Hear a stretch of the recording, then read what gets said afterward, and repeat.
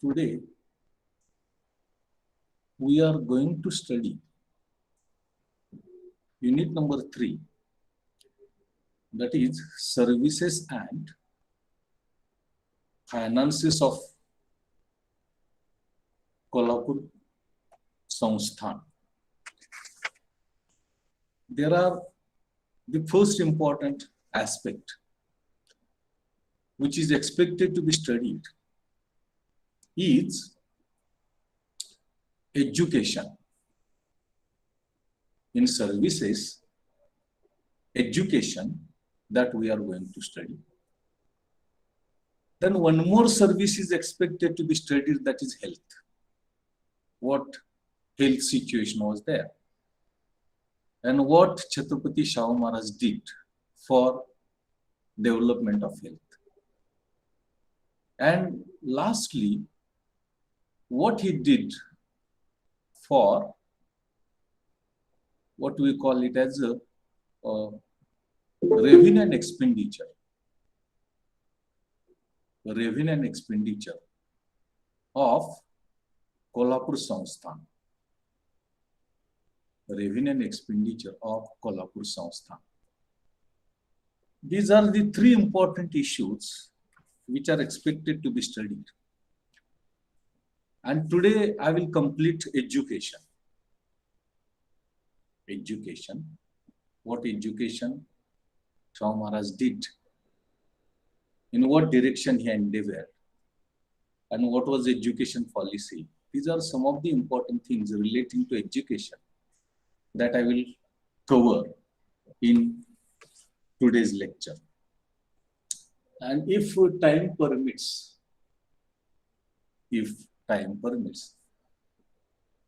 I will organize a lecture taking into consideration your timetable, if time permits. So today I will cover education. At the same time, already I have given Marathi notes. The PPT relating to education also I will try to provide, so that there will not be a problem for you, especially for examination. आज आपण आपला जो तिसरं प्रकरण आहे, ते तिसरं प्रकरण सेवा आणि महसूल उत्पन्न याचा विचार आपण करणार आहोत. आणि सेवांमध्ये दोन सेवांचा विचार करणं अपेक्षित आहे. एक म्हणजे शिक्षण, एज्युकेशन, आणि दोन हेल्थ, आरोग्य.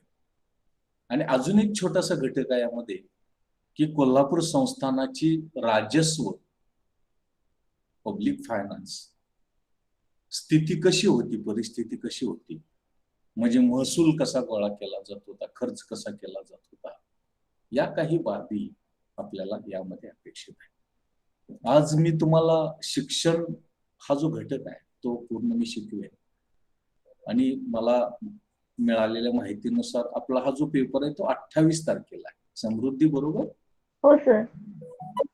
हा, तर त्याच्यापूर्वी अजून एखादं लेक्चर मला घेता येते का? मी बघतो तुमचे अर्थ, तुमची वेळ किंवा तुम्ही कशी रिकामे आहात, तुमची उपलब्धता विचारामध्ये घेऊन, की जेणेकरून हेल्थ आणि हा उत्पन्न खर्च हे तुमच्यापर्यंत एक मी पोहोचवण्याचा प्रयत्न करतोय.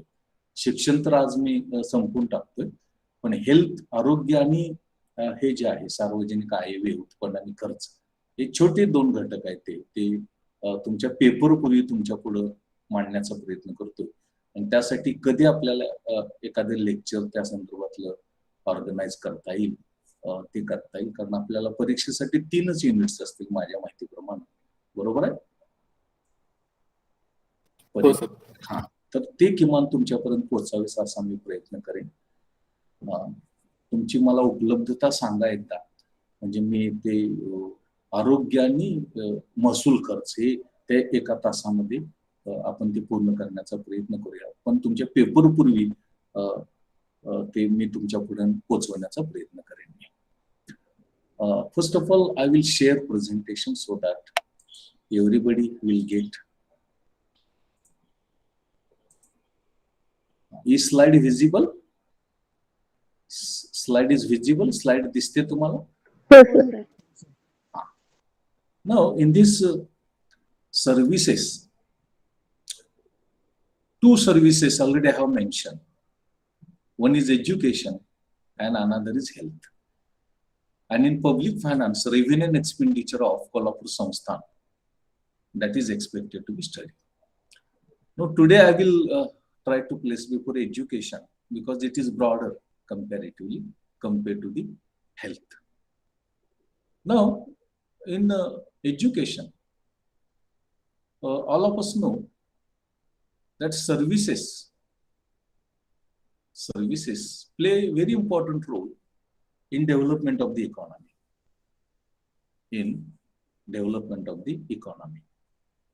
And therefore, along with the development of industry, development of services is also of crucial importance. And in these services, basically, when we talk about social services prominently, that comprises of education, health, public utilities, financial services are different. But in social services, education, health, water supply, drainage, that is there. And in these services, education is very important because Chhatrapati Shahu Maharaj was a practical educationist. His thoughts were there on education. And at the same time, he also tried for educational development in the state. Now, what is importance of education? Now, number one is that education enables development, or development of the economy is affected by the education. And it is therefore the efforts made by Chhatrapati Shahu Maharaj directed towards educational development is of greater importance, is of crucial importance. And what is importance of education? All of us know education known as third eye. Tisra dola apan manto. It is important. Then education is life and life is education. Your life is developed by the education. And life further contributes to educational development. Now, social change and development is possible. It is because of education only. When you want social change, when you want social development, that is enabled, that is possible, it is because of education only. And education is a main or chief means of development of human life. Human life is developed by the education. And in addition to that, education is a means of rapid and all-round development of the economy.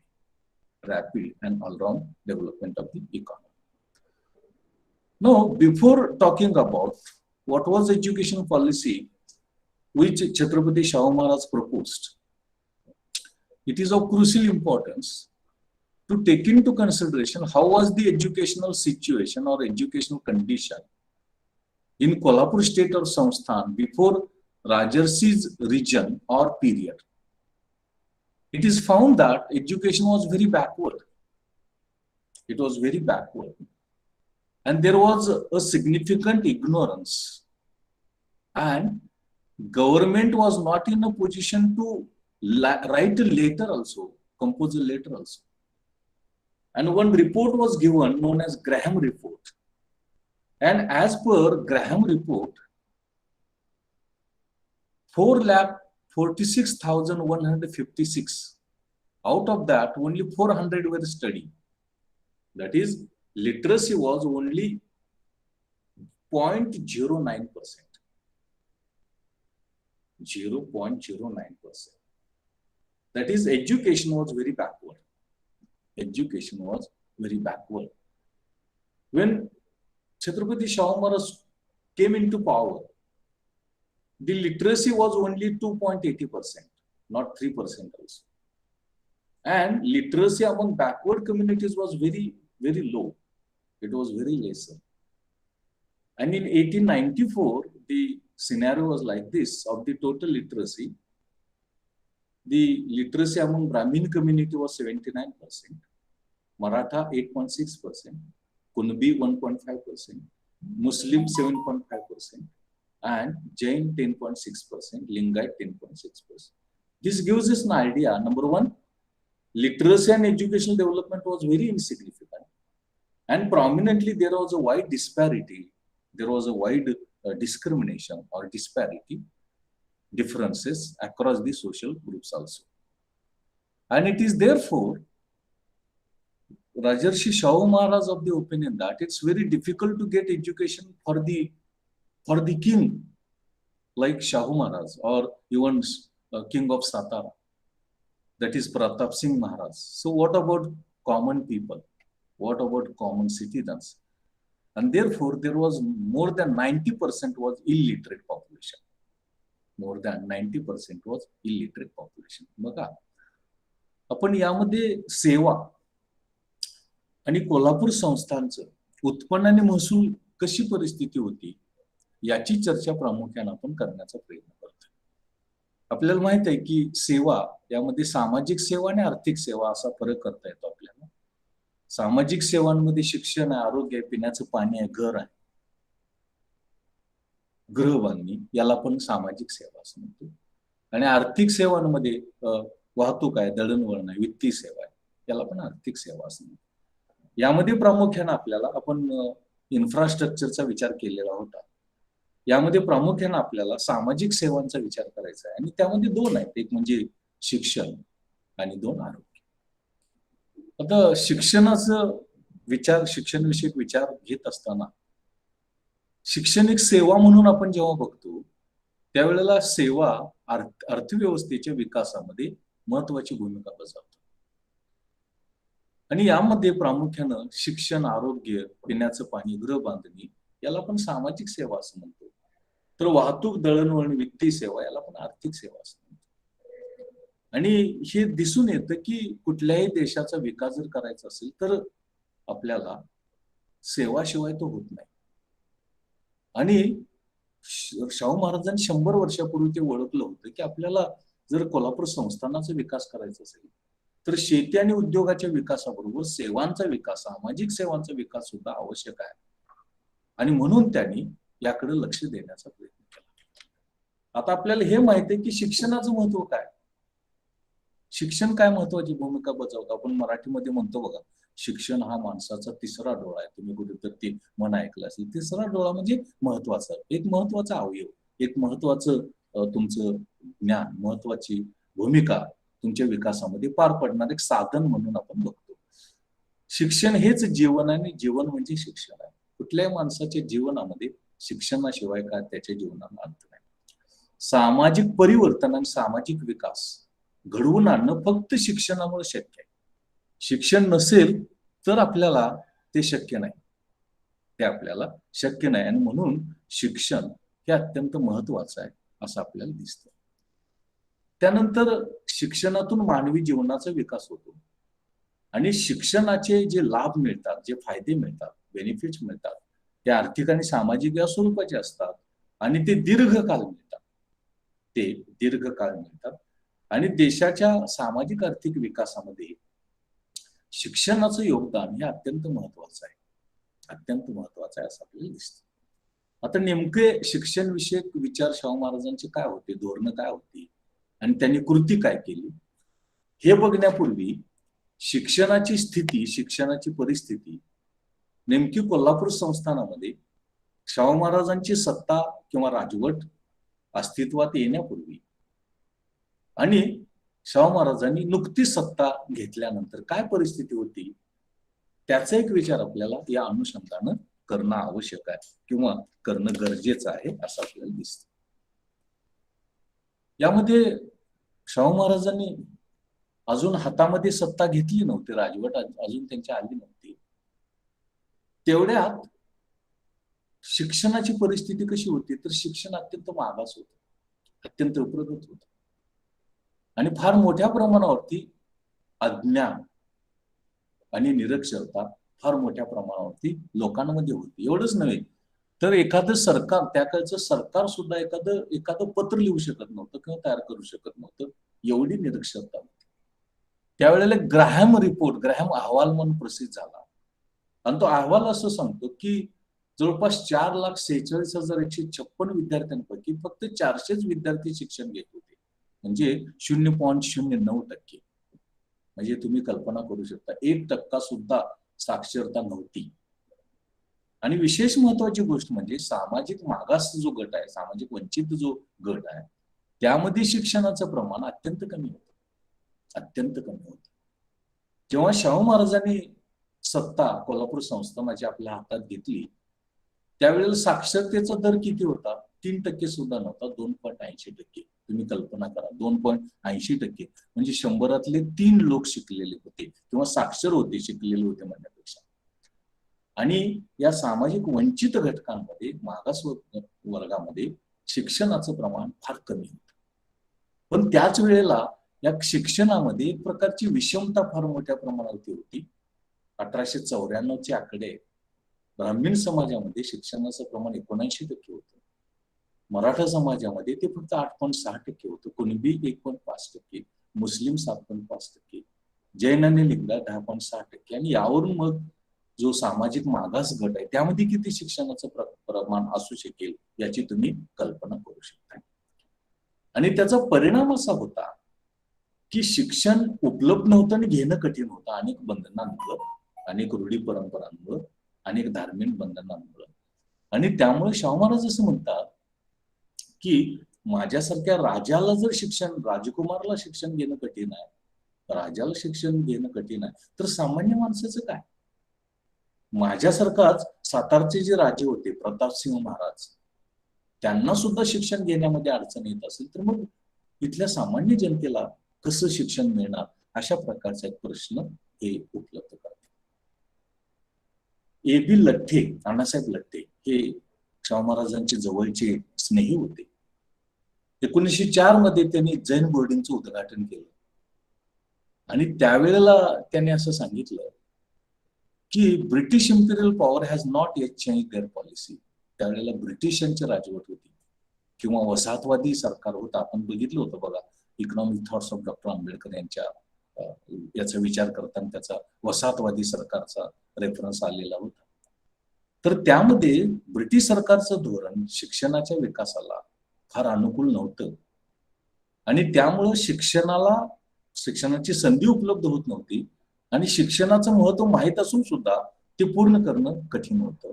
90% जनता निरक्षर होती आणि त्या जनतेमध्ये निरक्षरता आणि अज्ञान फार मोठ्या प्रमाणात होतं असं आपल्याला दिसतं. या पार्श्वभूमीवरती शाहू महाराजांनी शिक्षण विषयक विचार आपले व्यक्त केलेले आहेत.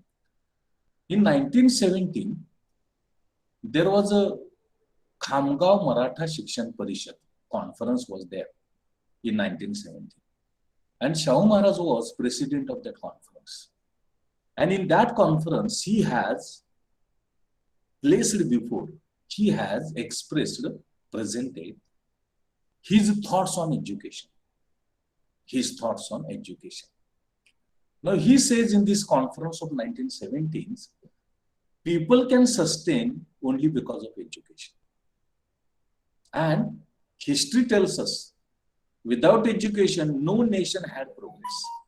Without education no country's development can take place.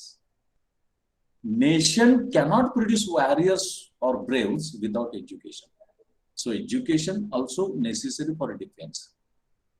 And whose citizens are illiterate, it's very difficult for those countries, and therefore free and compulsory education is required.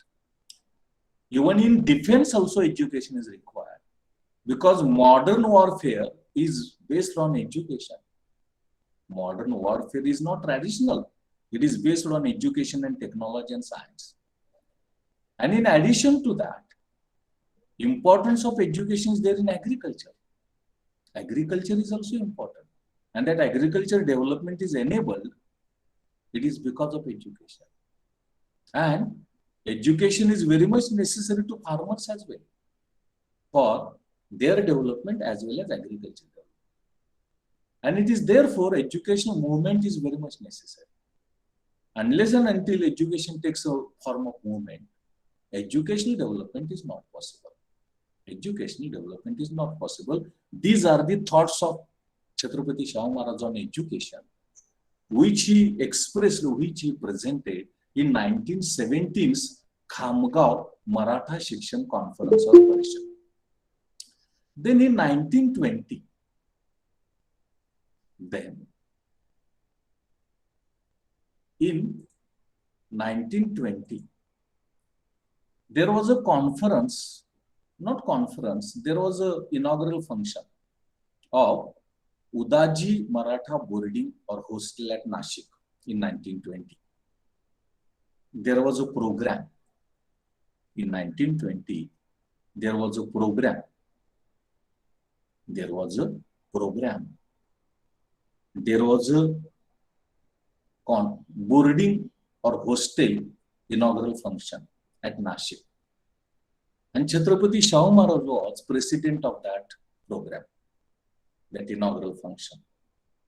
And in that 1920s inaugural function, he has presented thoughts on education. Thoughts on education. He says, free and compulsory primary education is necessary. It is a tonic that will enable lower classes to thrive in cubes of caste system. He says, primary education, free and compulsory, is necessary. It is necessary for all strata of the society, and it is more necessary and more important for economically, socially backward communities. And therefore, he says, I am commencing free and compulsory education. Therefore, I recommend free and compulsory education. Even I am giving more importance to primary education, but higher and college education is not neglected. I am not neglecting higher and college education because I am giving emphasis on primary education, but higher and college education also I am not neglecting. And therefore, he says two more high schools. 7 high schools are in existence, and 2 more high schools immediately I am starting. Immediately I am starting, and I have in my samstha, there is a full-fledged college. One college is there, and that is his thoughts on education. Then he says education is necessary for self-government. All of us know village panchayat is there, panchayat samiti is there, Jilla Parishad is there. And this local government, municipal corporation, municipal council is there. For the administration of local government also, self-government also, education is necessary. Entire population should take education, especially up to primary. Entire population will be provided primary education, and advanced education also will be provided. The due care of weak section, poor section will be taken, and facilities for backward communities of education will be provided. Unless and until literacy is there, social development and progress is not possible. And therefore, educating people is very important. It is very necessary. It is duty of the society. It is duty of the government. It is duty of the king to educate society. To educate society.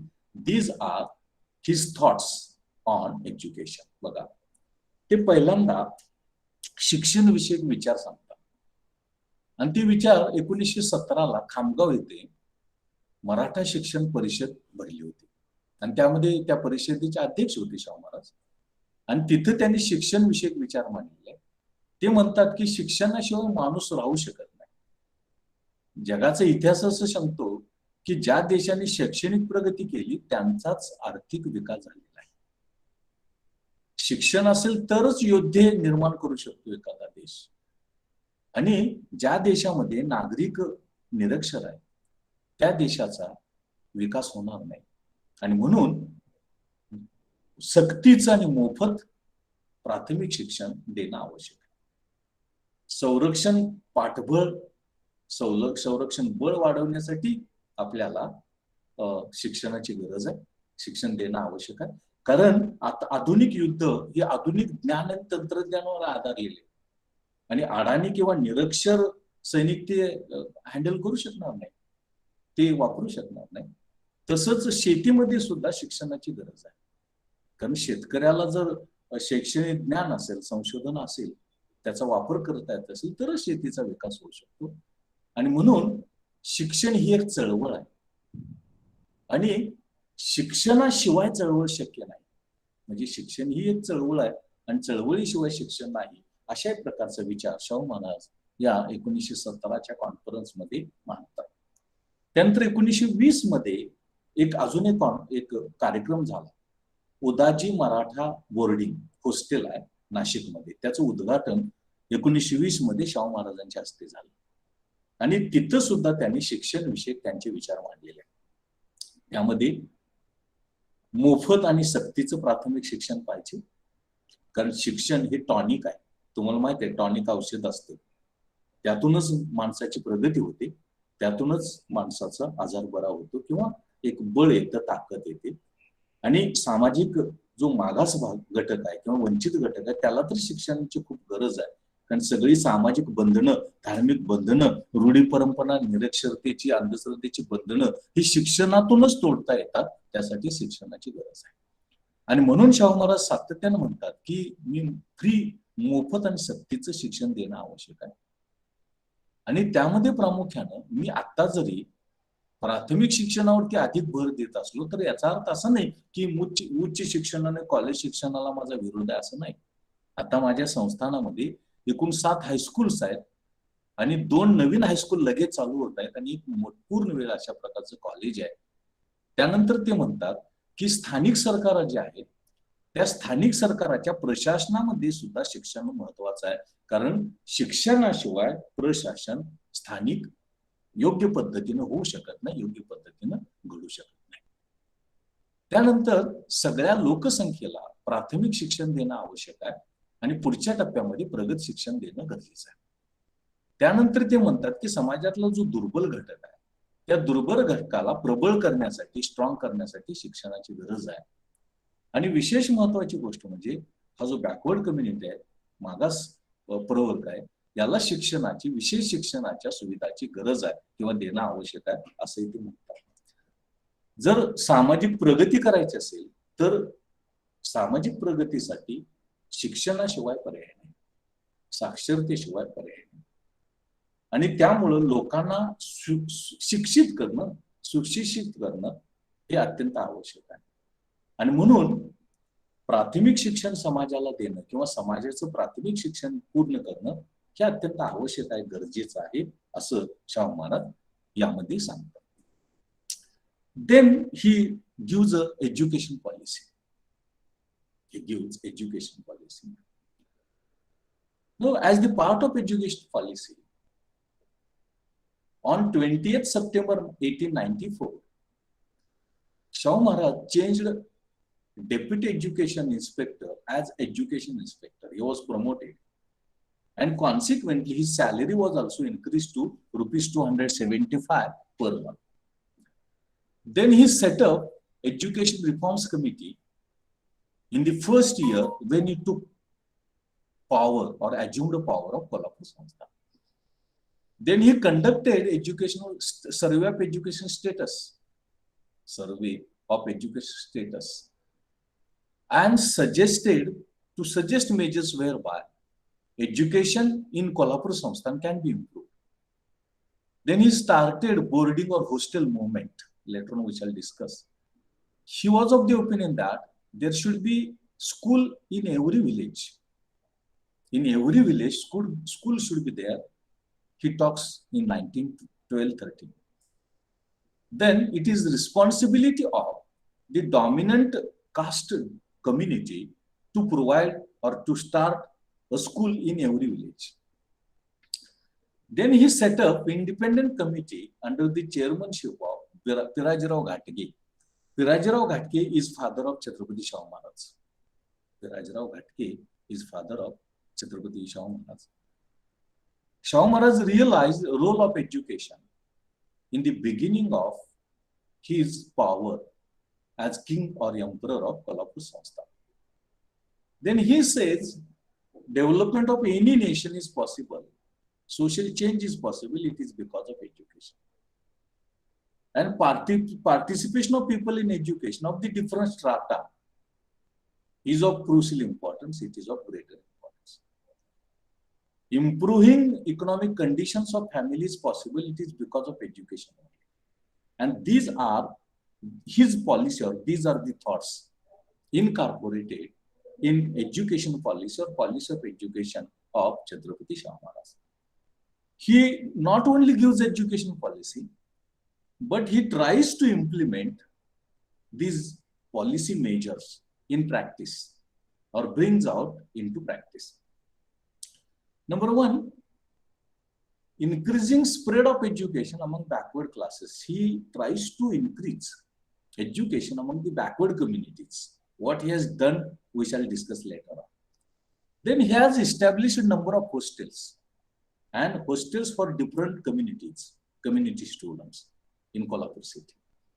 Also, he has given new education system and administration of the state.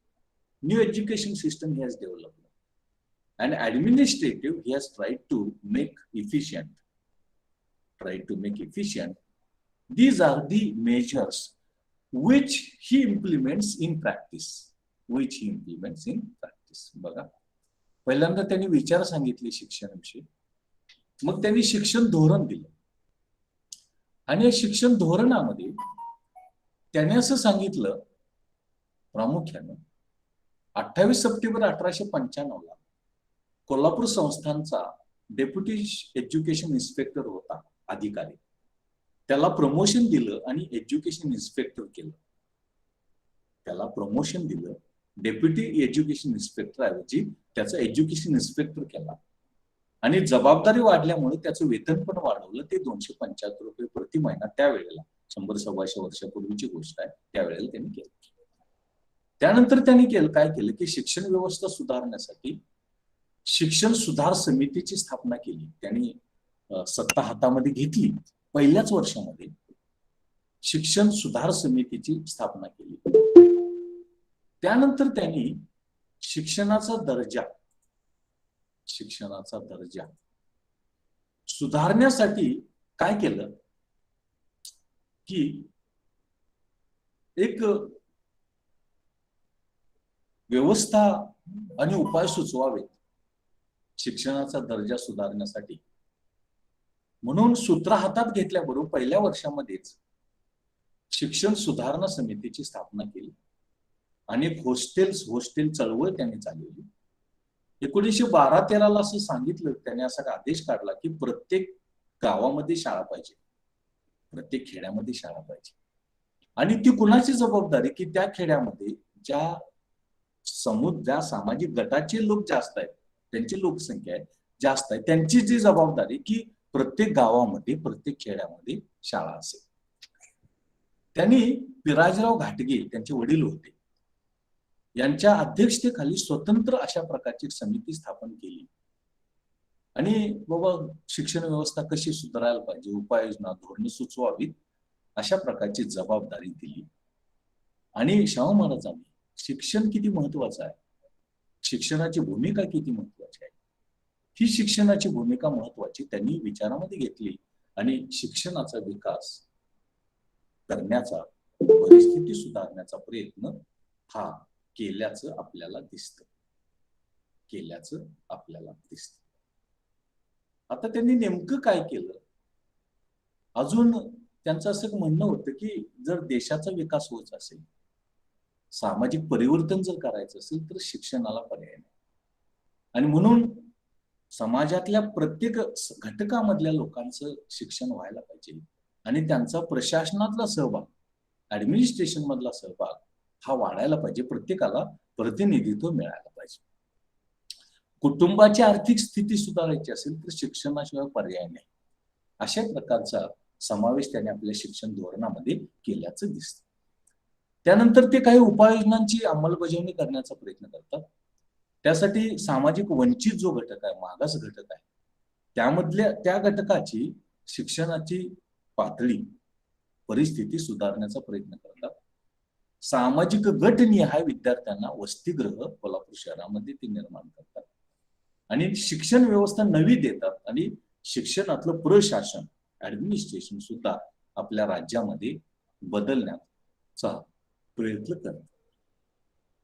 त्यानंतर त्यांनी शिक्षण निहाय बदल किंवा प्रगती करण्याचा प्रयत्न केलेला आहे. Primary education, he gave increased attention towards primary education. In 1978, primary education was made free by Jahangir of Vishalgarh. Vishalgarh Jahangir made primary education free. Then in Bawda Jahangir, fees were exempted. Fees were exempted. Fees for first 4 standards was abolished by Ichalkaranji Jahangir. Ichalkaranji Jahangir till 1915-16. In 1915-16, there was a report, and it was found that in that report, attendance of the student is not increasing. Attendance of the student is not increasing. In 1912-13, a committee was set up, and that committee was for making pre-primary education. Committee was set up to make a primary education free. But First World War, and because of financial shortage, free and compulsory primary education did not apply. It was not accepted. Now, in June 1912, one notification was issued by Shahu Maharaj. All parents should send their students within 30 days to schools. Headmaster was supposed to complain to Mamledar about absentee, and Mamledar can issue summons to parents, and fine of 1 rupee per month will be charged for the absentee of students on the parent. And children were allowed to remain in home for 15 days during agricultural operations, during agricultural works. Then children irregular in attendance, the parents will be held responsible, and a fine of 2 annas in former case and 1 rupee in later case will be applied. Fine will be collected by the revenue department if not paid. And primary education was made compulsory from 1912.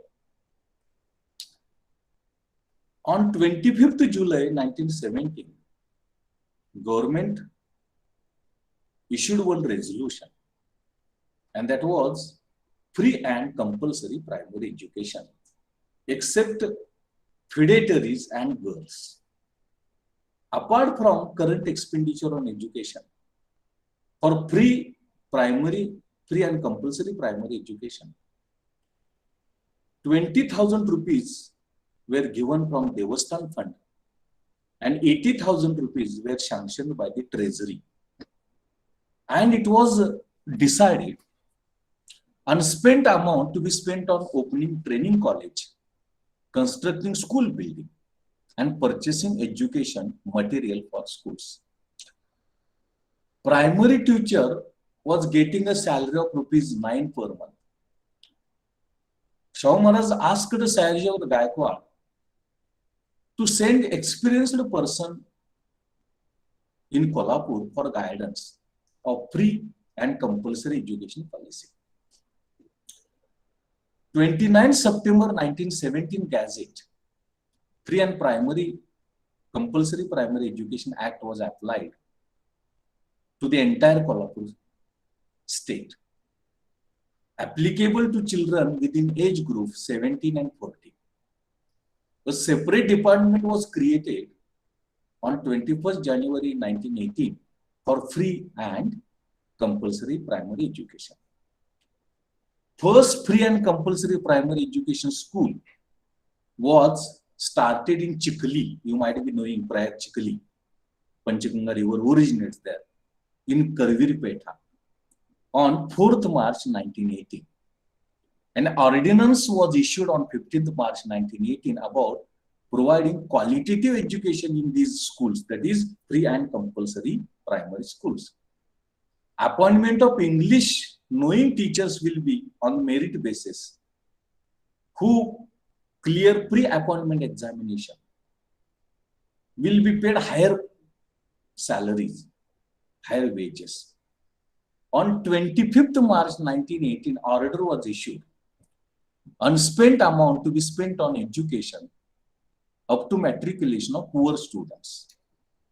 On 23rd November 1918, ordinance was issued starting primary schools at places like temples, rest houses, and repairs of primary schools should be undertaken, whose condition is not good. Permitted children of farmers to attend schools for 2 hours either in the morning or evening during agriculture hours. And progress of free and compulsory education is given in this statistical data. In 1917-18, 27 primary schools were there. In 1918-19, number increased to 95 and students 4,631. Expenditure 5,986 and villages 100 were covered. In 1920-21, 170 primary schools were started. Students' strength was 6,362 and expenditure was 6,000. School students were 6,362 and expenditure was 24,702. And in 170 villages, the schools were started. You might be knowing D.C. Paute. D.C. Paute was an educationist. And he described how in Kolhapur state of Sansthan, Chhatrapati Shahu Maharaj was spending more on education.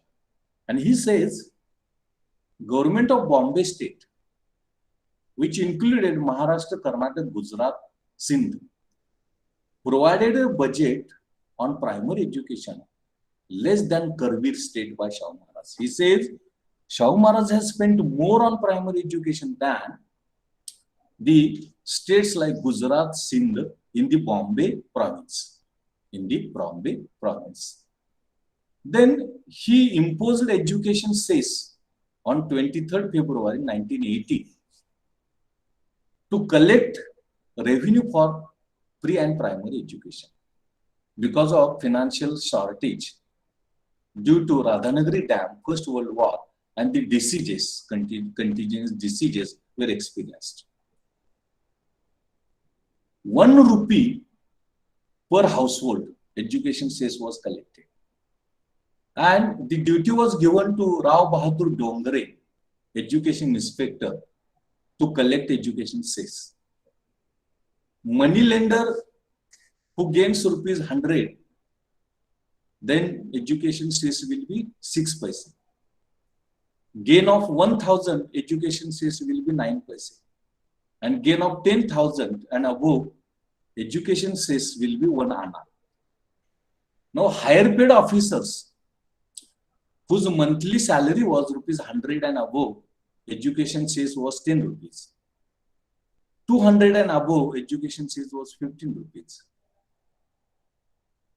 Rupees 400 and above, education cess was 20 rupees. And salary more than 600 and above, education cess was 25,000. Thus, he collected education cess, which was a progressive taxation.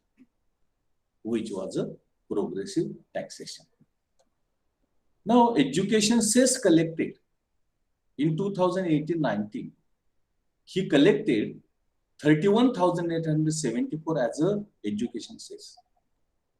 And outstanding cess was 9,411. And persons who gave education cess was 1,940. In 1921-22, education cess collected was 20,008. And outstanding amount was 3,907. And 1,564 persons gave education cess. This he did for primary education. All those things he did for primary education as the part of primary education development. What he did was like this. बघा, आपण पहिल्यांदा शिक्षणाचं महत्व बघितलं, शिक्षणविषयक विचार बघितले, शिक्षणविषयक धोरण बघितलं आणि प्रत्यक्ष व्यवहारामध्ये त्यांनी काय आणण्याचा प्रयत्न केला हे बघताना आता प्रायमरी शिक्षण, प्राथमिक शिक्षणाचा विकास करण्यासाठी त्यांनी काय काय केलं ते आपण बघत आहोत. आणि यामध्ये त्यांनी असं दिसतं की प्राथमिक शिक्षणाकडे त्यांनी अधिक लक्ष दिलं. 1907-8 मध्ये प्राथमिक शिक्षण मोफत केलं होतं विशाळगड जहागिरीमध्ये आणि बावडा जहागिरीमध्ये शुल्कातून सूट दिली होती. इचलकरंजी जहागिरीमध्ये पहिल्या 4 वर्गाच्या विद्यार्थ्यांना फीमध्ये सूट दिली होती. हे 1915-16 पर्यंत चाललं.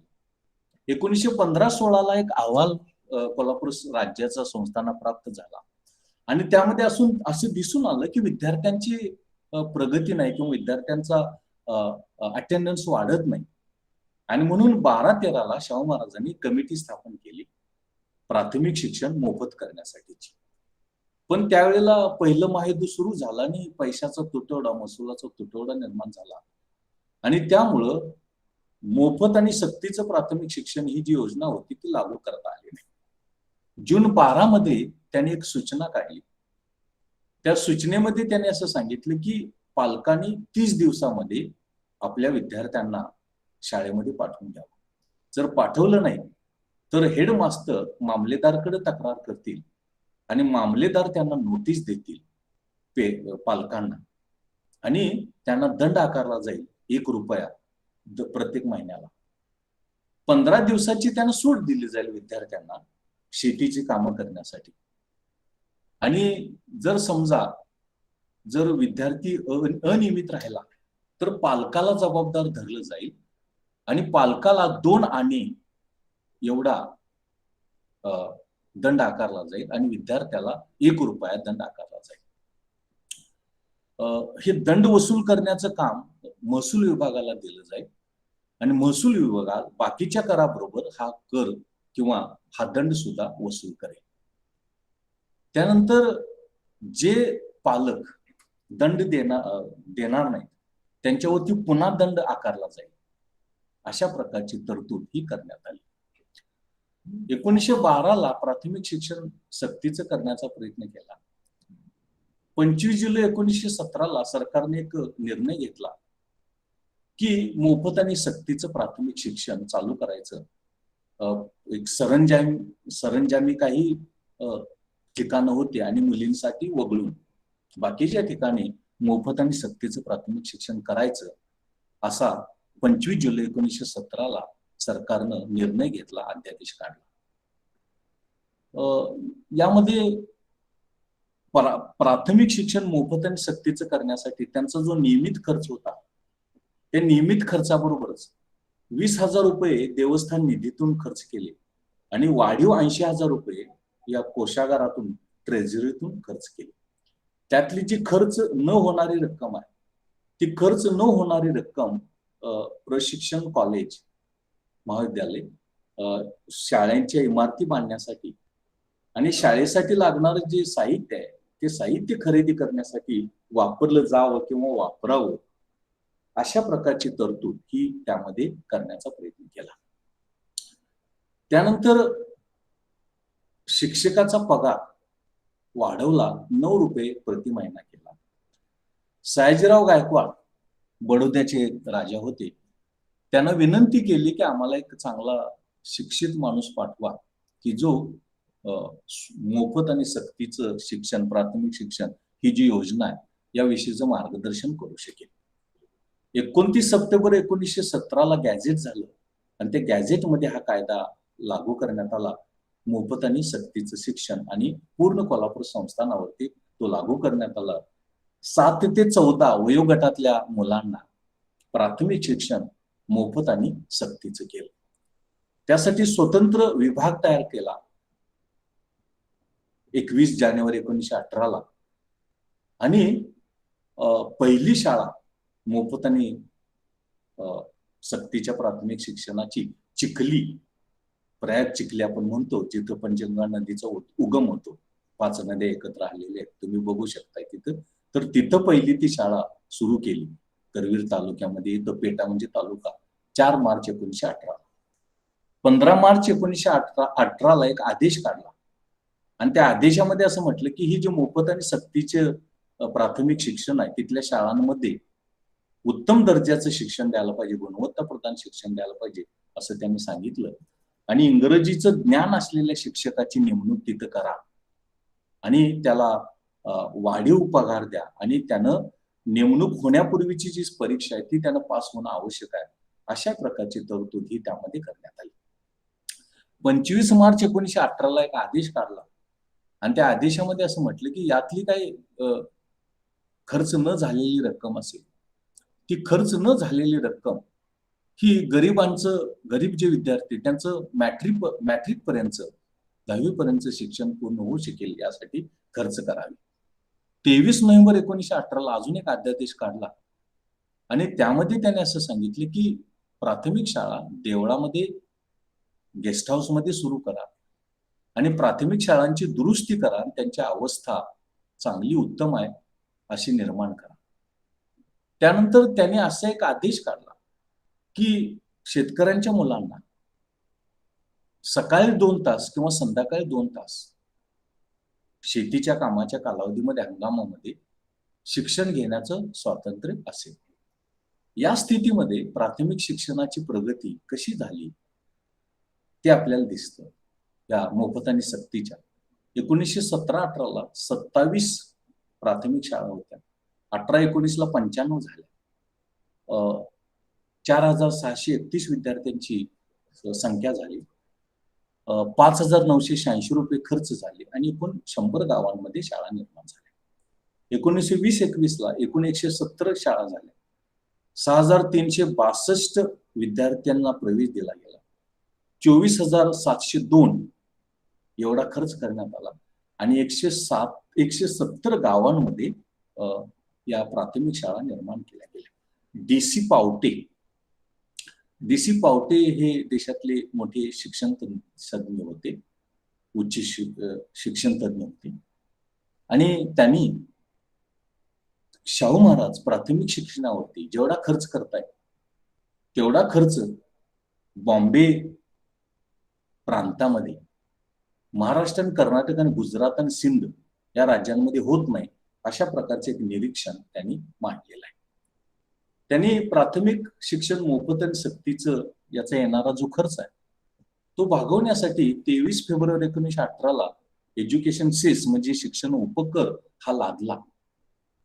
कारण त्यावेळेला राधानगरी धरणाचं काम चालू होतं आणि पहिलं महायुद्ध चालू होतं आणि अनेक आजार सुद्धा त्यावेळेला उद्भवले होते आणि त्यामुळं खर्च करणं, त्यासाठीच आवश्यक महसूल गोळा करणं हे कठीण व्हायला लागलं. म्हणून एज्युकेशन सेस शिक्षण उपकर लादला 23 फेब्रुवारी 1918 पासून. प्रत्येक कुटुंबाला 1 रुपया अशा प्रकारे तो आकारला.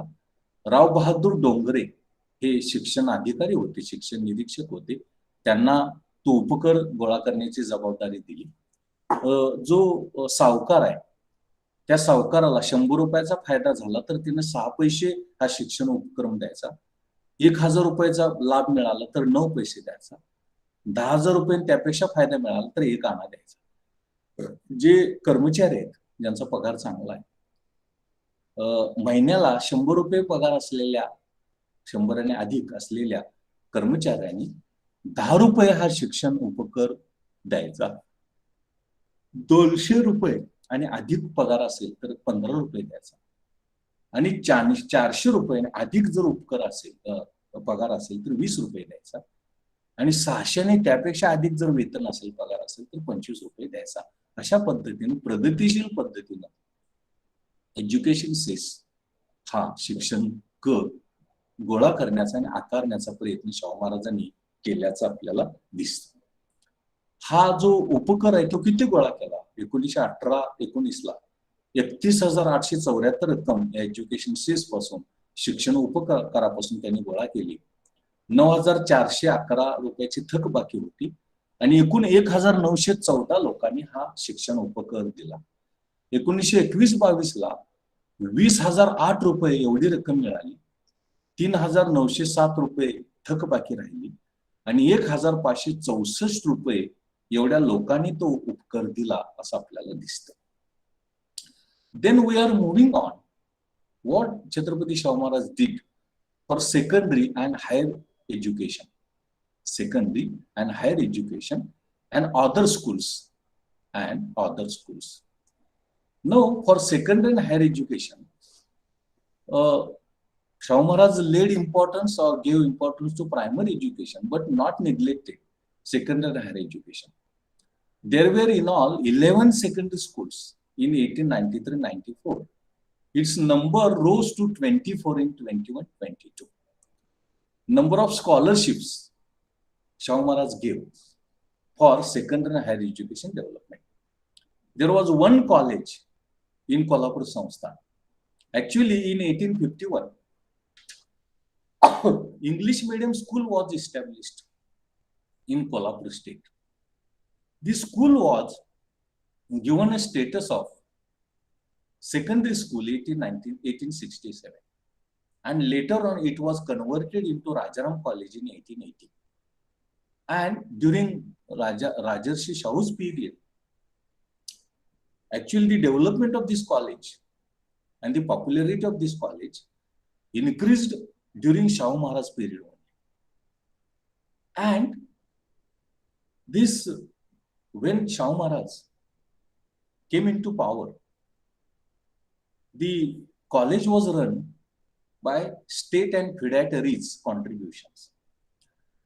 Shahu Maharaj requested to Mumbai government, Mumbai, Bombay province was there, to continue financial assistance being given by feudatories.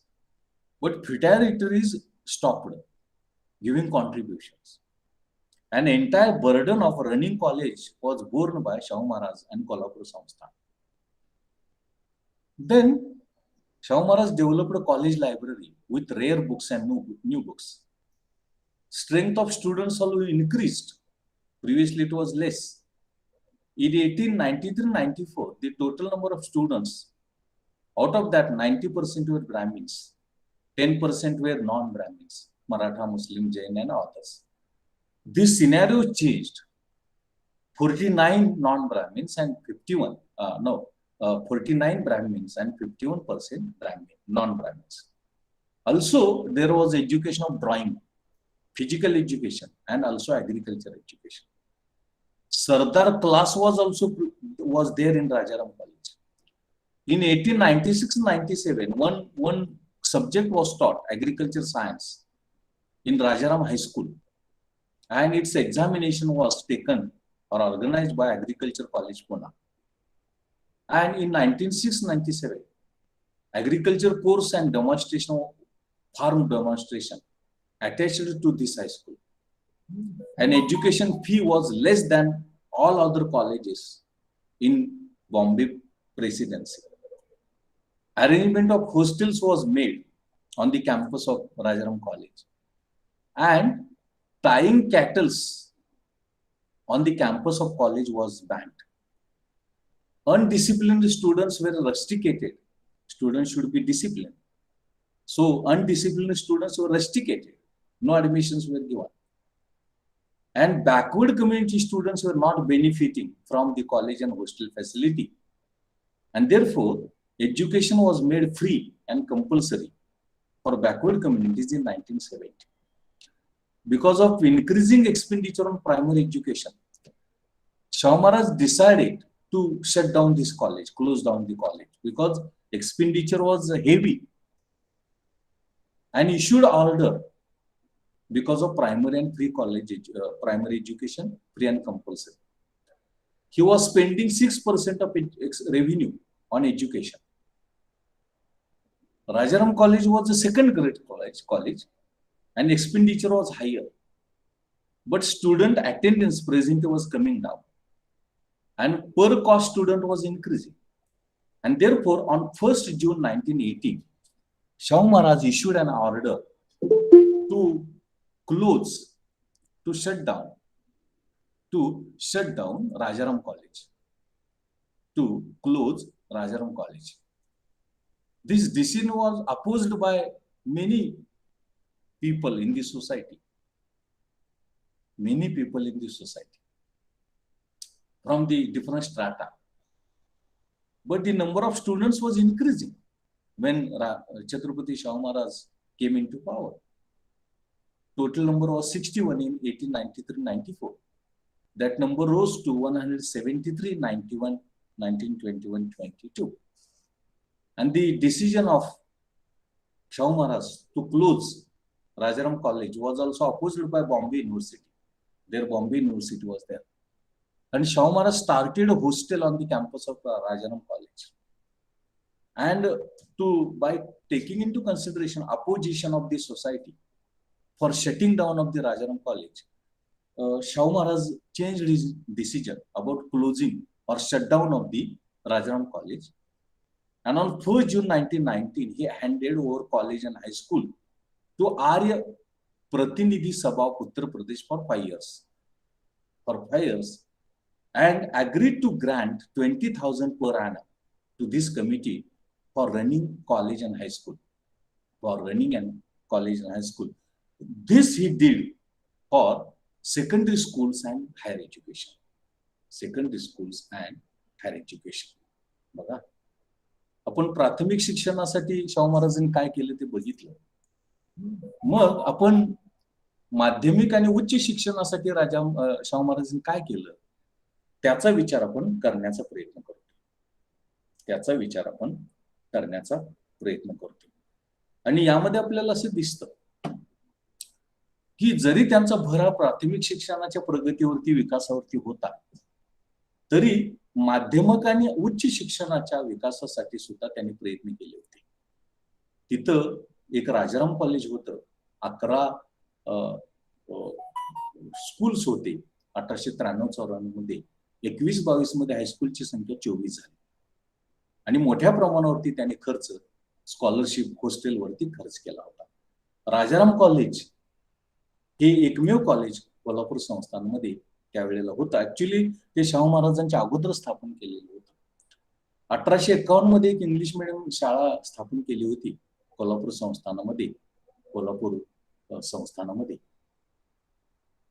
राज्यामध्ये. 1867 मध्ये त्या शाळेचं रूपांतर माध्यमिक शाळेमध्ये हायस्कूलमध्ये केलं. आणि नंतर 1880 मध्ये त्याचं रूपांतर राजाराम कॉलेजमध्ये केलं. शाहू महाराज जेव्हा सत्तेत आले त्यावेळेला यापूर्वी ते कॉलेज जे सरंजामी काही ठिकाणी होत्या आणि मुंबईचं जे दरबार होता हे अनुदान द्यायचे, मदत द्यायचे आणि त्यातून ते कॉलेज चालत होते. शाहू महाराजांनी हातात सत्ता घेतल्याबरोबर या सरंजामशाहीनी आणि बाकीच्या लोकांनी जी मदत केली जात होती या कॉलेजला ती बंद केली. शाहू महाराजांनी मुंबईच्या प्रांतिक सरकारला विनंती केली की मदत चालू ठेवा, कारण उच्च शिक्षण पण महत्वाचं आणि एकमेव कॉलेज आहे. पण त्यांनी ऐकलं नाही आणि ती मदत बंद केली. आणि हे कॉलेज चालवण्याचं सगळं आर्थिक ओझं हे कोल्हापूर संस्थानावरती शाहू महाराजांवरती पडलं. त्यांनी राजाराम कॉलेजची ग्रंथालय विकसित केलं, नवनवीन पुस्तक आणली, दुर्मिळ पुस्तक आणली. त्यानंतर विद्यार्थी संख्या तशी मर्यादित होती, कमी होती आणि त्यामध्ये असमानता होती, विषमता होती. एकूण 1893 मध्ये एकूण विद्यार्थीपैकी 90% ब्राह्मण विद्यार्थी होते, 10% नॉन ब्राह्मण होते, मराठा, मुस्लिम, जैन आणि इतर. हे चित्र बदललं शाहू महाराजांच्या काळात. ब्राह्मण विद्यार्थी 49% झाले आणि नॉन ब्राह्मण 51% झाले. इथं ड्रॉइंगचं शिक्षण होतं, शारीरिक शिक्षण होतं, शेती शिक्षण होतं आणि सरदारांना सुद्धा शिक्षण म्हणजे डिफेन्स शिक्षण सुद्धा दिलं जात होतं. शेतीविषयक शिक्षण राजाराम हायस्कूलमध्ये चालू केलं आणि त्याची परीक्षा शेती कॉलेज पुन्हा हे घेत होतं. राजाराम हायस्कूलमध्ये एक विषय प्रॅक्टिकल सर्कल शेती विषय सुरू करण्यात आला. राजाराम कॉलेजमध्ये विद्यार्थ्यांकडून घेतली जात होती फी होती ती सगळ्यात कमी होती. बाकीच्या बॉम्बे प्रांतिक सरकारामध्ये जेवढी कॉलेजेस होती त्यामध्ये राजाराम कॉलेजची फीज कमी होती. हॉस्टेलची व्यवस्था शाहू महाराजांनी केली होती आणि हॉस्टेल या राजाराम कॉलेजच्या परिसरामध्ये जनावरं बांधण्यासाठी, प्राणी बांधण्यासाठी बंदी हुकूम काढला जे विद्यार्थी शिस्तप्रिय नाहीत किंवा आगाऊपणा करणार आहेत त्यांना रस्टिकेट केलं, त्यांना काढून टाकलं. आणि प्रामुख्यानं शिक्षणाचा फायदा मागास समाजाला मिळण्यासाठी त्यांनी प्रामुख्यानं शिक्षण मोफत आणि सक्तीचं केलं. 1917चं आपण बघितलं प्राथमिक शिक्षण. शाहू महाराजांनी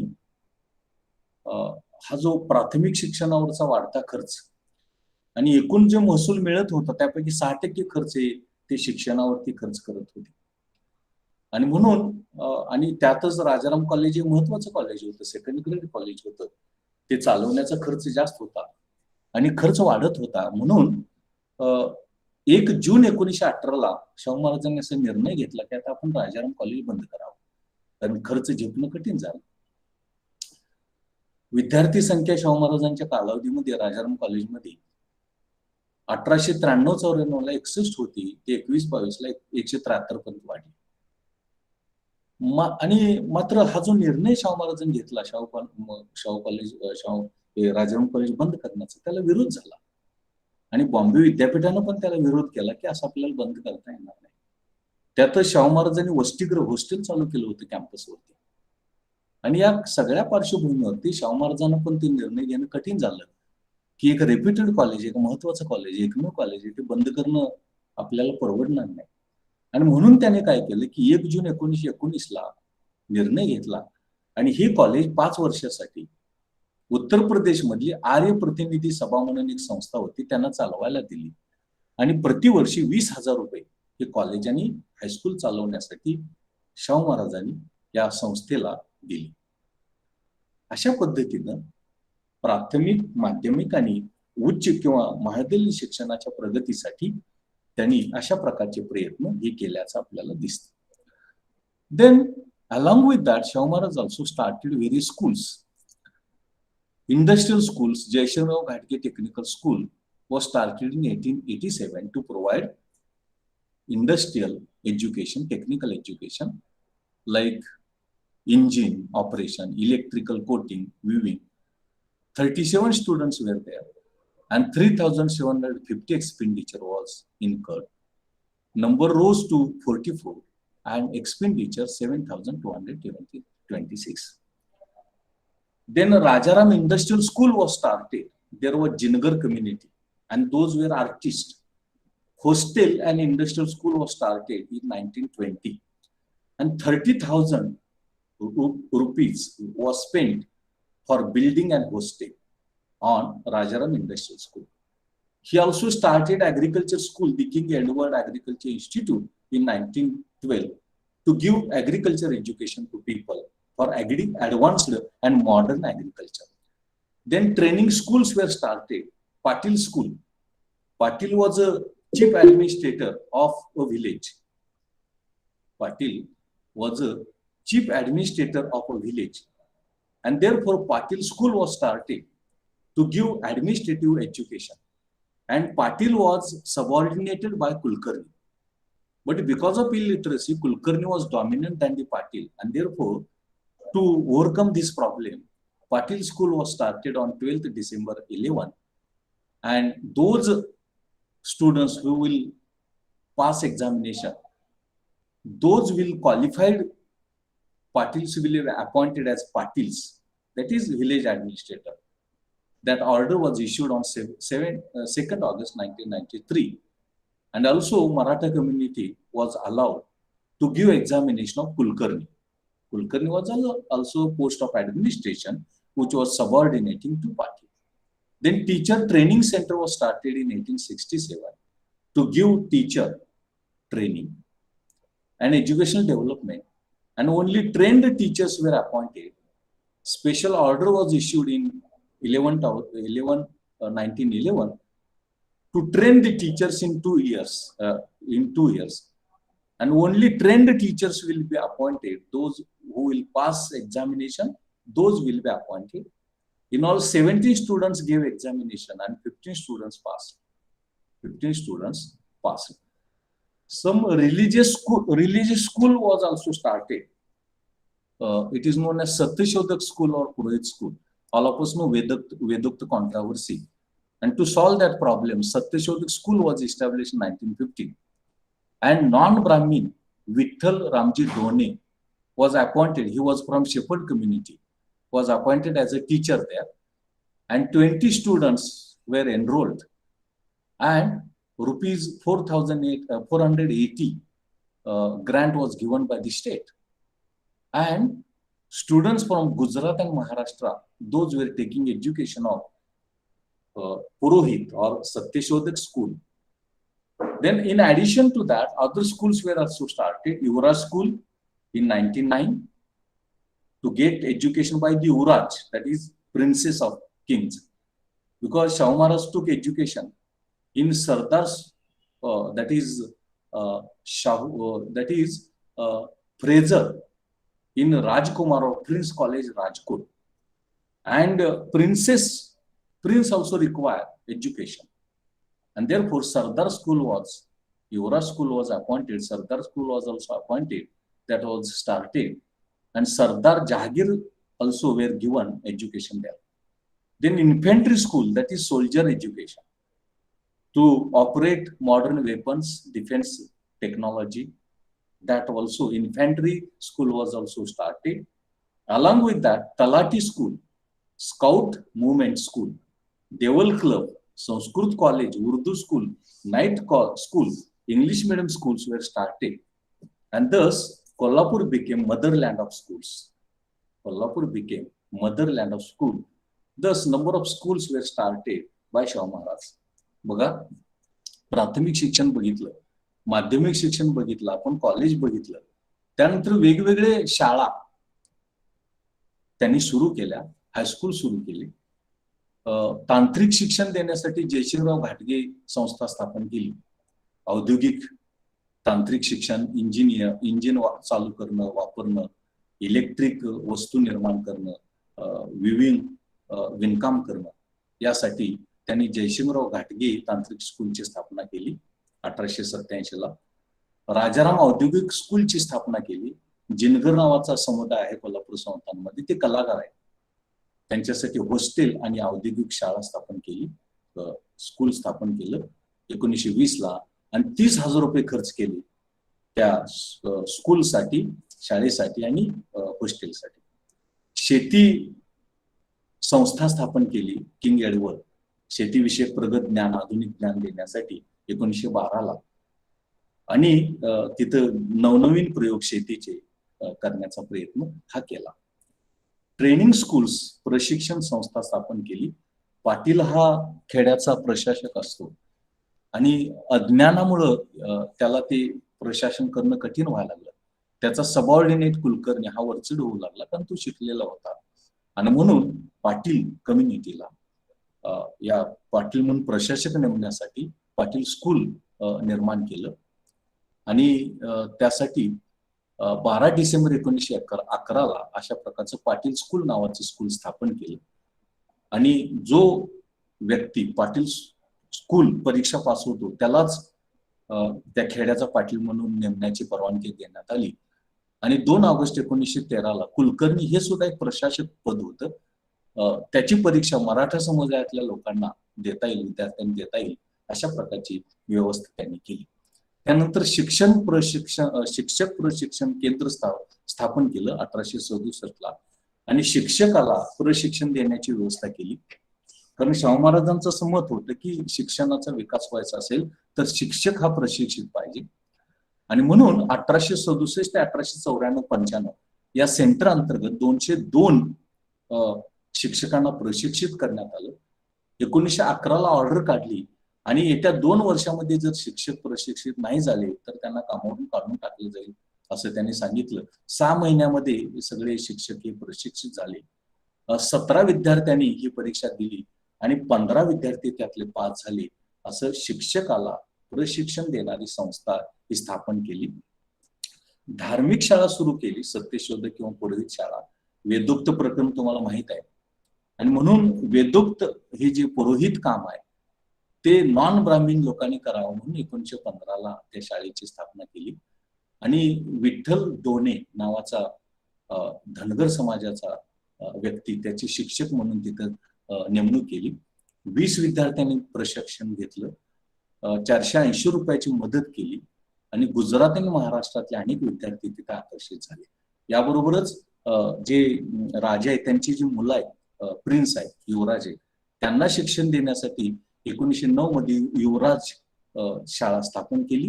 कारण स्वतः शाहू महाराजांनी शिक्षण राजकोटमध्ये घेतलं होतं. अशा प्रकारचं सरदार जे असतात त्यांना प्रशिक्षण देण्यासाठी सरदार आणि जहागीरदार यांना पण इथं युवराज स्कूलमध्ये प्रशिक्षण देऊ लागलं. भाषा, प्रशासन, विज्ञान, शेती, औद्योगिक शिक्षण दिलं गेलं. इन्फॅन्ट्री म्हणजे संरक्षण किंवा सोल्जर शिक्षण हे देण्यासाठी, त्यांना ट्रेनिंग देण्यासाठी आधुनिक हत्यार, आधुनिक साधनं वापरण्यासाठी, तंत्रज्ञान वापरण्यासाठी अशा प्रकारची इन्फॅन्ट्री स्कूल ही स्थापन करण्याचा प्रयत्न हा केला. तलाठ्यांना शिक्षण देण्यासाठी, स्काउटचं शिक्षण देण्यासाठी देवळ क्लब स्थापन केला, संस्कृत महाविद्यालय स्थापन केलं, उर्दू कॉलेज स्कूल स्थापन केलं, नाईट रात्रशाळा चालू केली, इंग्लिश मिडियम स्कूल स्थापन केलं. आणि अशा पद्धतीने कोल्हापूर हे प्रामुख्यानं शाळांचं किंवा हायस्कूलचं केंद्र झालं असं आपल्याला दिसतं. Then what Shahu Maharaj did was hostel movement. Hostel movement he did, and as the part of hostel movement, Chhatrapati Shahu Maharaj started number of hostels. First hostel was started in 1896-97 on the campus of Rajaram College, but the benefit of that hostel didn't reach to other strata of the society, and therefore different hostels for different communities were started by Shahu Maharaj. Victoria Maratha boarding was started on 18th April 1901 for Maratha community, but other community students admission were also given, and free lodging boarding facility was provided in Victoria Maratha boarding house. Then Digambar Jain boarding was started, and Digambar Jain boarding 9th August 1905 it was started for Jain community student. Shahu Maharaj contributed 2,000 rupees for the construction of this Jain boarding. Then Muslim boarding was started on 15th November 1906. Shahu Maharaj started Mohammedan Education Society with the help of Muslim leaders, and to increase education among Muslim community students, he started Muslim boarding at Dasra Chowk. He gave grant of 250 rupees per month, and thereby started this Muslim boarding. Then Veer Shaiva Lingayat hostel was started in 1907. In 1907, for Lingayat community, hostel started. He gave annual grant of 250 rupees to this Veer Shaiva Lingayat hostel. This hostel is started near Rankala, on the bank of Rankala. Then Miss Clark hostel was started for backward communities in 1908. And this was started in Ekveri temple in Rewarpet, and now it is in Bindu Chowk. And Shahu Maharaj was giving grant rupees 25 per month, per year. Then Daivadni boarding was started on 24 December 1908 for Goldsmith community. सुवर्ण काम, सोन्याचं काम करणारे. It started in Mangalwarpet. And another one, its branch was started in Gangavesh. And Shahu Maharaj was giving grant of 80 rupees per annum. Scholarships were being given. Namdev boarding for weaver community, Kosti Samajasati, started in 1970, and 25,000 rupees were given for building, and 25 students were taking education in this Namdev boarding. Panchal Brahmin hostel was started in 1912, and Shahu Maharaj was giving grant of 1,100 rupees per annum, and he gave deposit 5,000 rupees for income for the hostel.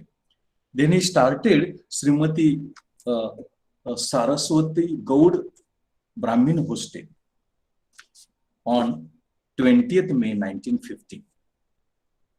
20th May 1950.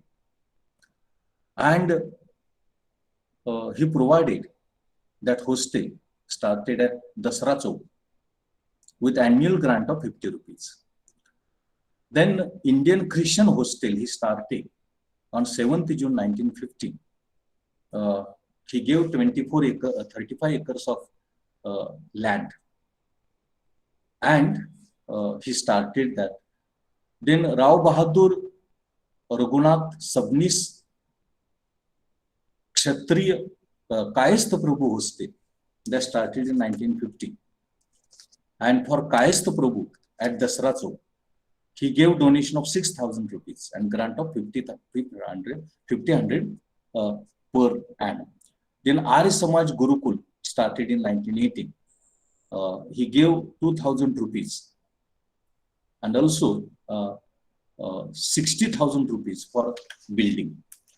Then Dhor Chambar Community Hostel was started on 1st January 1913, and grant was given and annual subscription was given. It was started in Bindu Chowk. Prince Shivaji Maratha Boarding House, it was started on 1st July 1920. Donation of 7,000 was given and 7-acre land was given. It was in Shivaji Pet. You might be knowing, new college is there now. Navik students, that is for Barber community student, 24th July 1921, hostel was started. Grant of 150 was given. Then in addition to that, other hostels were started. Arya Samaj Gurukul boarding, Vaishya boarding, Devang boarding, Shivaji Vedic Vidyalaya, Somoshi boarding, number of Bori Samaj boarding. Thus, number of hostels were also started by Chhatrapati Shahu Maharaj.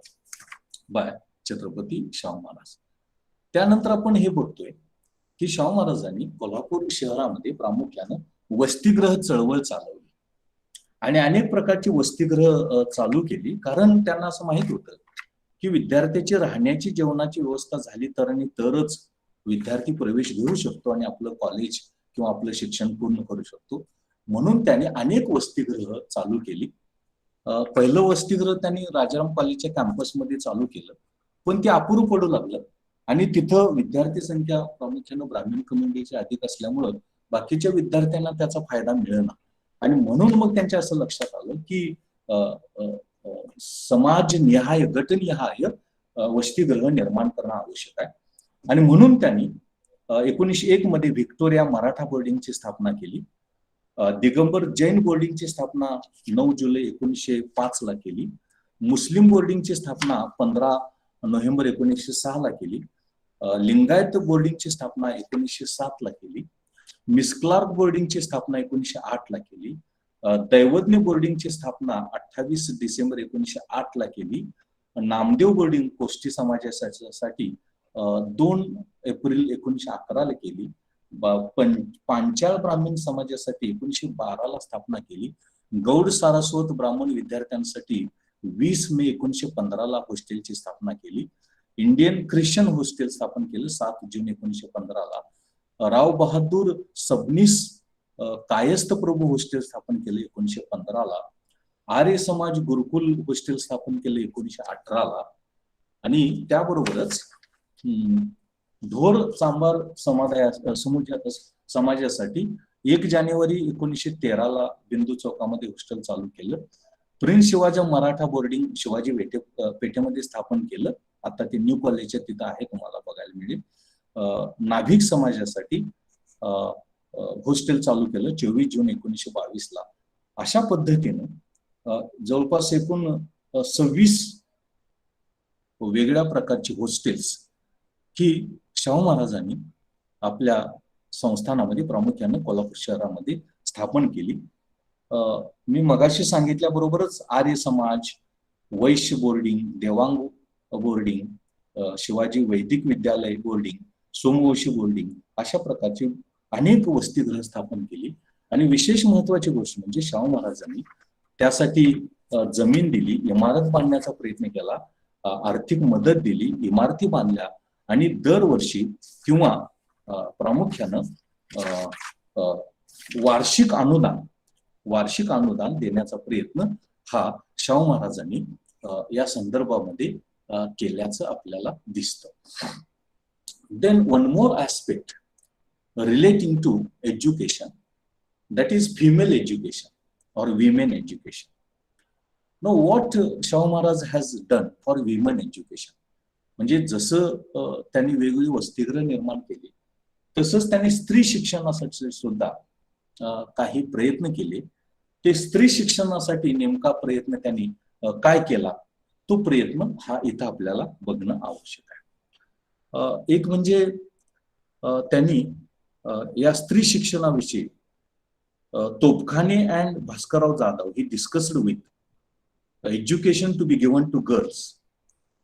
Then he started giving education to his widow daughter in law Shrimati Indumati.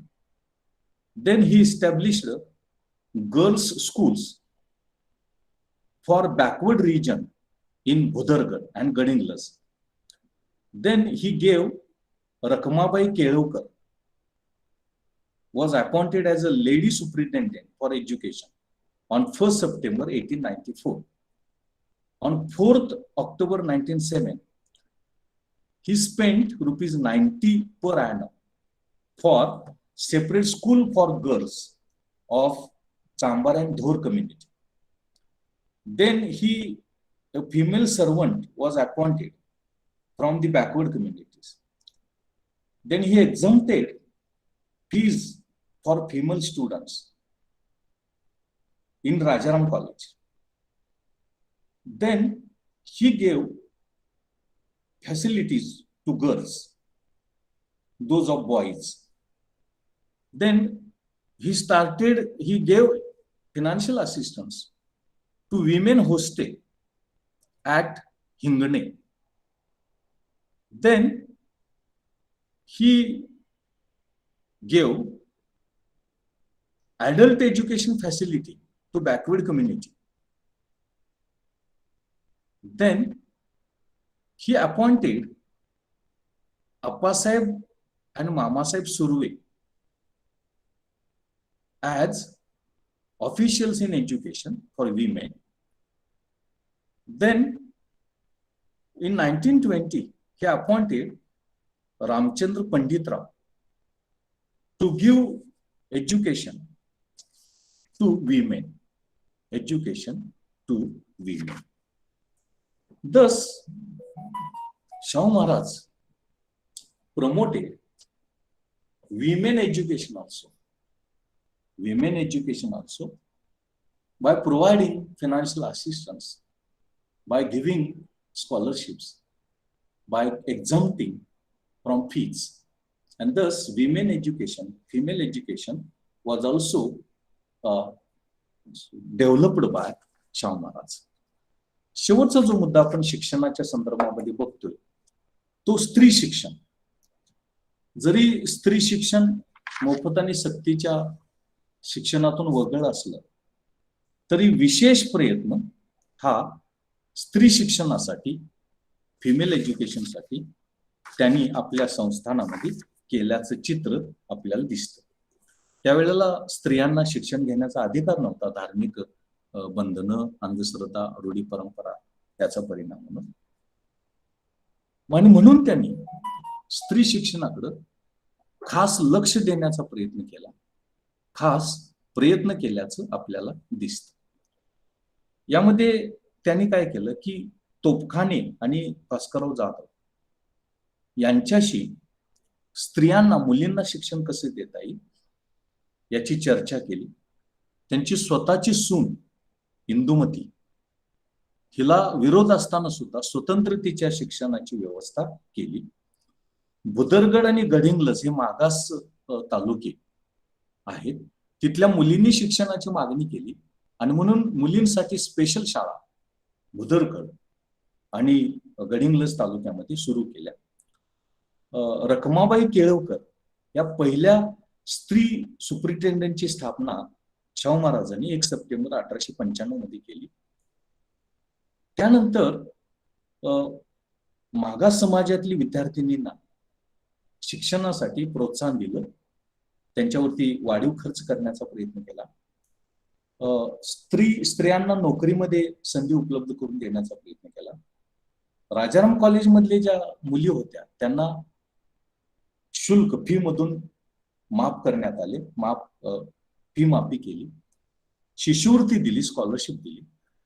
मुलींसाठी वसतिगृह जे होतं हिंगणे म्हणून, हिंगणेला वसतिगृह होतं, त्या मुलींच्या वसतिगृहाला त्यांनी आर्थिक मदत दिली शाहू महाराजांनी. त्यानंतर प्रौढ स्त्रिया होत्या, त्या प्रौढ स्त्रियांना 8 ऑक्टोबर 1919 ला शिक्षणाची परवानगी दिली आणि त्यांना मदत करण्याचा प्रयत्न केला. मेहरबान अप्पासाहेब आणि मामासाहेब सुर्वे या मागास समाजातील लोकांना मेहरबान म्हणून त्यांची नेमणूक केली आणि त्याचबरोबर त्यांनी आपल्या राज्याच्या बाहेर सुद्धा प्रामुख्यानं शिक्षणाला, स्त्री शिक्षणाला प्रेरणा प्रोत्साहन देण्याचा प्रयत्न केला. केळवकर यांच्या मुलीला आरोग्य शिक्षणासाठी मुंबईला पाठवलं, पुण्याला पाठवलं आणि परदेशामध्ये पाठवलं डॉक्टर मेडिकल एज्युकेशनसाठी, आणि त्यासाठी मदत दिली, स्कॉलरशिप दिली. आणि त्याचबरोबर ते शिक्षण घेऊन परत आल्यानंतर कोल्हापूरमध्ये डॉक्टर म्हणून आपल्या संस्थानामध्ये नेमणूक करण्याचा प्रयत्न सुद्धा त्यांनी केला. अशा पद्धतीनं अनेक गोष्टी